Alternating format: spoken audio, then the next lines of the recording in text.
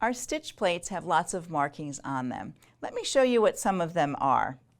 In the very front here, we have three little marks that align with what's on the cover plate of your machine. So the farthest one on the right is 5/8, then we have a 3/8, and then a 1/4 inch. These are seam guides for you, so keep your fabric straight as you go into your foot. On this side, you'll find some angle markings. If you are doing something with a triangle block or a Y seam, you could use these lines on the side. There's a little line right over on this side to help you do cornering when you have to turn. Maybe you're sewing a square together and you want to turn to the corner. This will help you do that.